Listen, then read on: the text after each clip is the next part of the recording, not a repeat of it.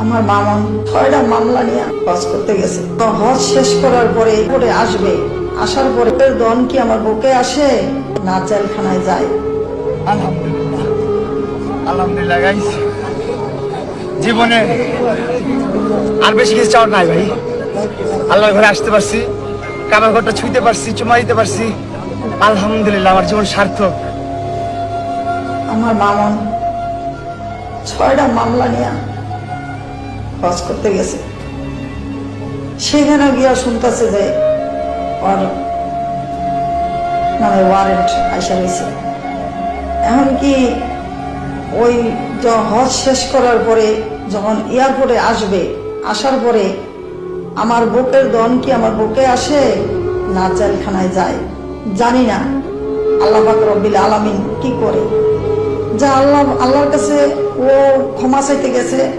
ও আল্লাহর কাছে ওই যে গুনাহগার, ও পাপী বান্দা, ও পাপ গুনাহ মুছতে গেছে, চাইতে গেছে।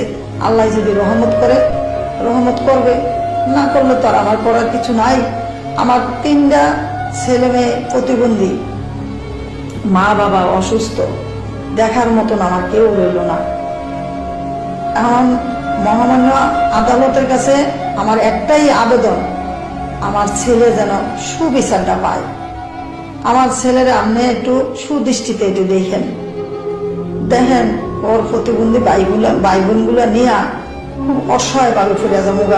আমি কই যাবো? আমি নিজেই তো অসুস্থ, আমরা তো কোনো কাজ কাম করতে পারি না। আজকে মামনের যদি আপনি নিয়ে জেলখানায় ভরে রাখেন, ওর মা বাবা ভাই বোন কে খাওয়াইব? স্যার আপনি একটু ক্ষমার দৃষ্টিকে ওরা দেখবেন, ওর দিকে একটু তাকাইবেন। আর আমি তো আমার ছেলে মেয়েও প্রশংসা আমি সবসময় করি। আমার মামন তো আমি বলেই আমার মামন সৎ ছেলে, কারণ আমার পাশে আছে। আর আমার অনেক ছেলে মেয়েরা প্রবাসে আছে, বাংলাদেশে আছে, বিভিন্ন জায়গায় আছে। আমি সব ছেলে মেয়েদের জন্য দোয়া করি।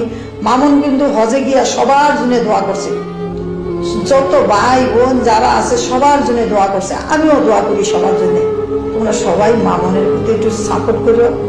মামন যেন আমার বুকের দন বুকে আবার ফিরে আসে, ও যেন জেলে না যায়।